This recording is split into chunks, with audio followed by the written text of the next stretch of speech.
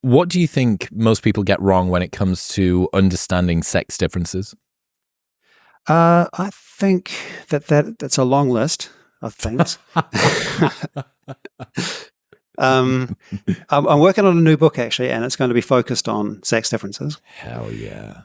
And I think so. Okay, so the two big things I think that people get wrong, and the one that probably people are going to be expecting me to say, and that I do say in this new book, is that people often think that there are no sex differences, or that there are no that there's no innate push toward sex differences. That it's to the extent they exist at all, they come almost solely from culture, and I think that's one big mistake. But I do also think people make the opposite mistake as well. So there's also a tendency to exaggerate the magnitude of human sex differences. I think both of them are mistakes that people fall into. I think these days, probably they more often fall into the first mistake, the minimizing and denying mistake. But people do make both, and I think both potentially cause problems. Is it a narrow tightrope to walk along to actually get the amount of sex differences right? Is it? I think it is. I think it is difficult because I think it's just very easy to swing to one extreme or the other. And then if you just sort of start opening the door, okay, there are some evolved sex differences, and then I think we maybe quite easily spin to the extreme of thinking that they're massive and that they're huge. And in some species, they are.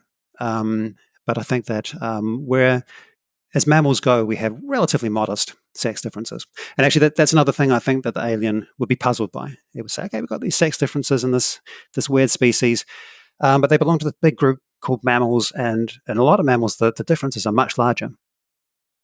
What are your favorite psychological sex differences in humans? Let me think. Okay, so let me start. Well, the one I think is the biggest one, the single biggest psychological sex difference. I don't suppose you can guess what it might be. Desire for sexual novelty? That's usually about a medium effect size. So about 0.5, maybe a bit bigger. The one I'm thinking of is much, much bigger than that. Fuck. I give up. Tell me.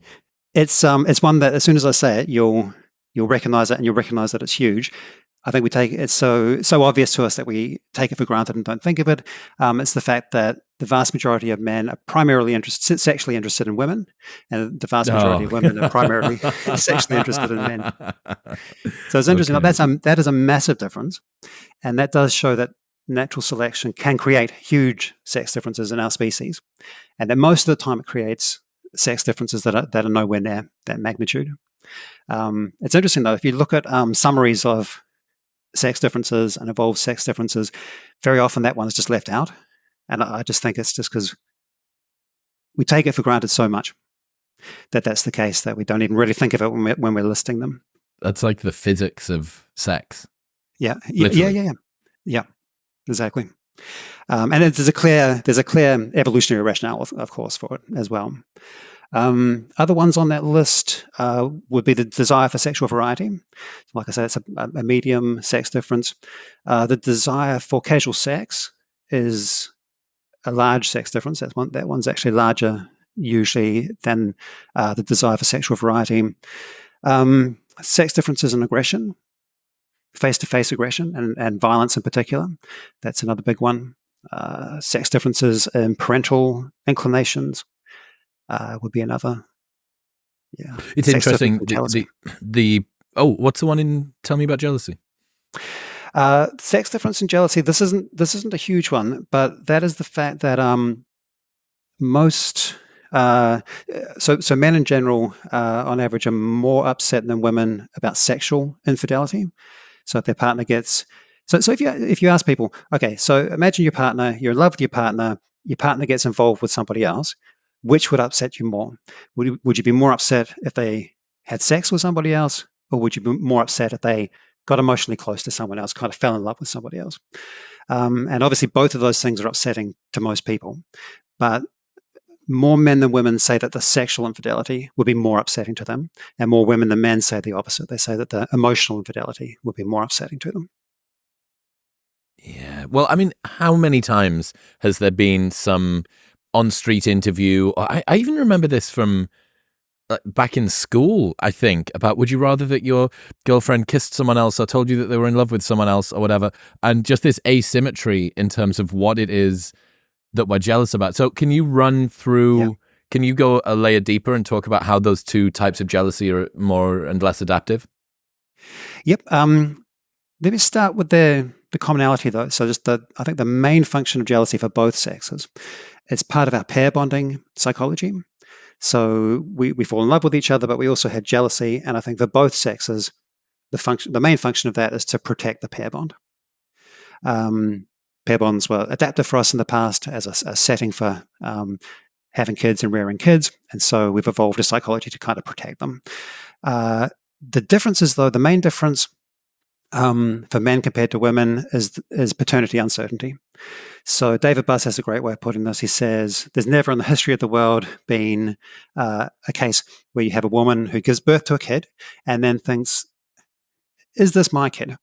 Or is this some other woman's kid? I don't know. Whereas for men, if their partner gives birth, it's almost certainly their kid, but there is a possibility that's not their kid. And any guy that ended up investing in a kid that wasn't his own biological kid,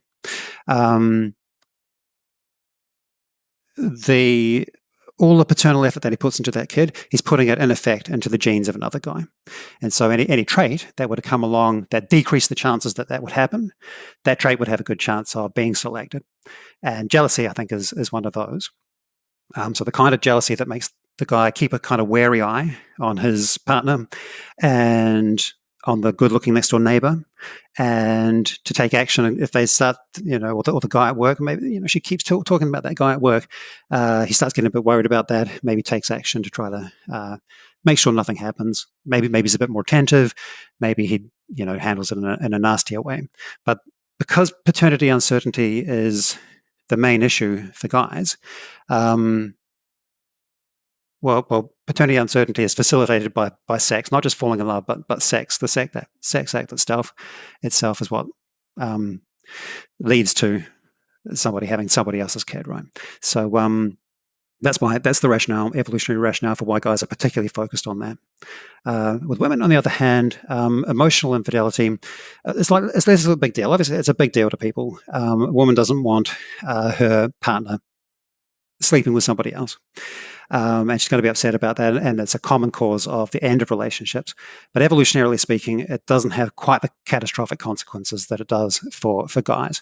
What can do, though, is if she has a nice pair bond and they have a kid, and I'm thinking sort of ancestrally more, you have this investing dad. If he were to fall in love with someone else, then that would increase the chances that he's actually just going to split up the pair bond and go with somebody else. And that would make it a lot harder for her to raise the kid. It would ancestrally increase the chances that the kid wouldn't make it, for a start. But also, it just increase the burden on her, so it might be longer before she can have her next kid. This is going to be a big hit to her fitness. And a bigger hit than if he just sleeps with somebody else. So that's the evolutionary rationale for why she might be more focused on love infidelity as opposed to sex infidelity. Sexual infidelity. This episode is brought to you by Element. Stop having coffee first thing in the morning. Your adenosine system that caffeine acts on isn't even active for the first 90 minutes of the day, but your adrenal system is, and salt acts on your adrenal system. Element contains a science-backed electrolyte ratio of sodium, potassium, and magnesium with no sugar, no gluten, no coloring, no artificial ingredients, or any other BS. It plays a critical role in reducing muscle cramps and fatigue while optimizing brain health, regulating appetite, and curbing cravings. The orange flavor in a cold glass of water is literally the best way to start your morning. I've done it every single day for over 3 years now, way before they were a partner on the show, and I love it. Best of all, there is a no BS, no questions asked refund policy, so you can buy absolutely risk-free, and if you do not like it for any reason, they will give you your money back, and you don't even need to return the box. Right now, you can get a free sample pack of all 8 flavors with your first box by going to the link in the description below or heading to drinklmnt.com/modern wisdom. That's drinklmnt.com/modern wisdom. Thank you very much for tuning in. If you enjoyed that clip, you will love the full-length podcast in all its glory, which is available right here.